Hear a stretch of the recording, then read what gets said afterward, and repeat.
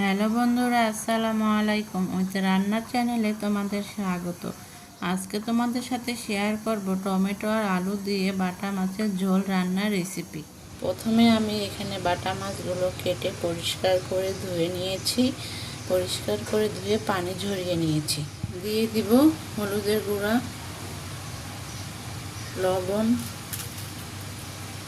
এখন মাছটাকে মাখিয়ে নেব। মাছগুলোকে ভালো করে মাখিয়ে নিয়েছি। মাছগুলো ভেজে নেওয়ার জন্য চুলায় একটি কড়াই বসিয়ে দিয়েছি। কড়াইটি ভালো করে গরম হয়ে গিয়েছে। এখন দিয়ে দিব তেল।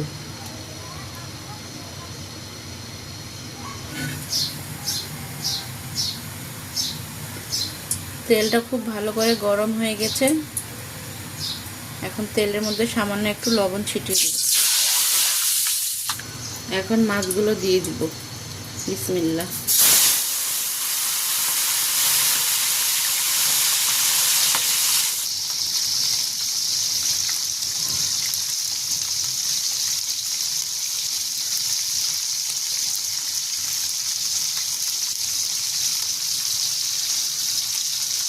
মাছগুলোকে উল্টে দিব।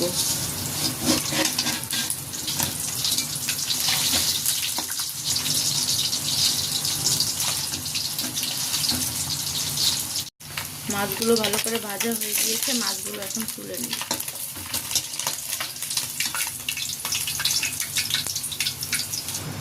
বাকি মাছগুলো এখন দিয়ে দিব।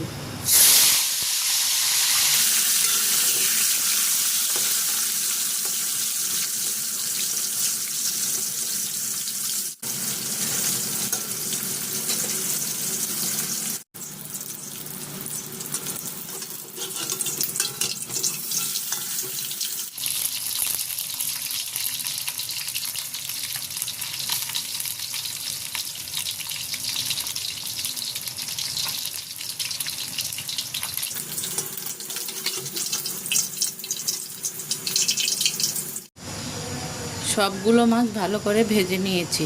এখন তরকারিটাকে রান্না করার জন্য একই কড়াই আমি সামান্য একটু তেল দিয়ে দেব।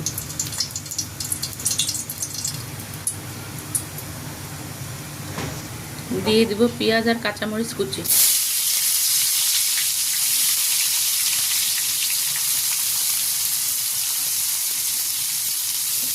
পেঁয়াজ আর কাঁচামরিচটাকে একটু ভেজে নেব।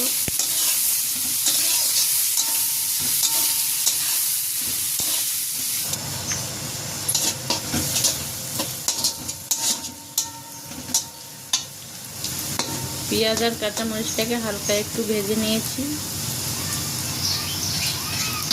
এখন দিয়ে দিব হলুদের গুঁড়া, মরিচের গুঁড়া, আদা রসুন বাটা,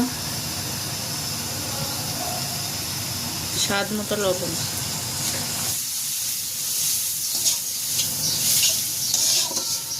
চুলার আঁচটা কমিয়ে মশলাগুলোকে 1-2 মিনিট একটু ভেজে নেব।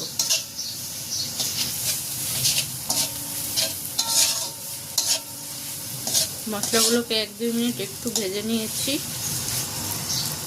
এখন দিয়ে দিব কেটে ধুয়ে রাখা আলু। আলুগুলোকে আমি এভাবে লম্বা লম্বা করে কেটে নিয়েছি। দিয়ে দিব সামান্য একটু পানি। এখন মশলা আর আলুগুলোকে ভালো করে কষিয়ে নেব।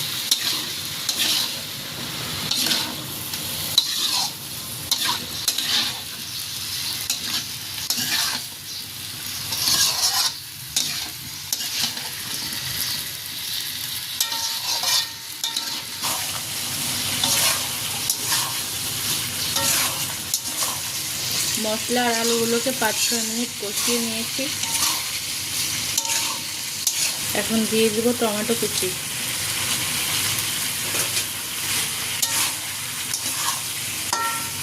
এখন আরেকটু ভালো করে এগুলো কষিয়ে নেব।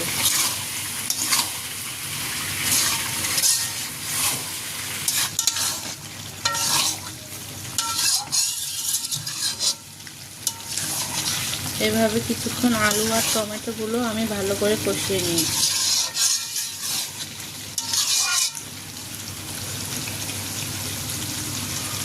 কষাতে কষাতে আলুগুলো সিদ্ধ হয়ে গিয়েছে। এখন দিয়ে দিব পানি ঝোলের জন্য।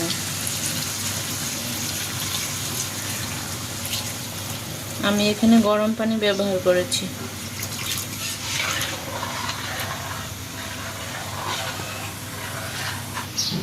এখন দিয়ে দেব ভেজে রাখা মাছগুলো। মাছগুলো দিয়ে হালকা করে মিশিয়ে নেব।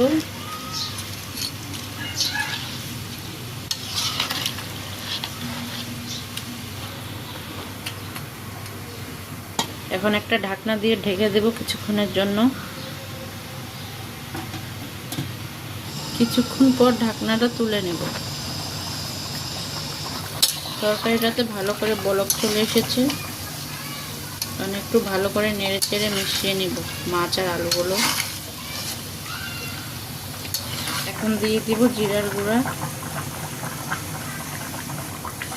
জিরার গুঁড়া দিয়ে ভালো করে নেড়ে চেড়ে মিশিয়ে নিলেই তৈরি হয়ে যাবে আমাদের টমেটো আলু দিয়ে বাটা মাছের ঝোল। বন্ধুরা, তৈরি হয়ে গেল আমাদের টমেটো আর আলু দিয়ে বাটা মাছের ঝোল রান্নার রেসিপি। আশা করছি রেসিপিটা ভালো লাগবে। ভালো লাগলে অবশ্যই বাসায় ট্রাই করবে। আজ তবে এখানেই শেষ করছি। ভালো থেকো, সুস্থ থেকো। আল্লাহ হাফেজ। আসসালামু আলাইকুম।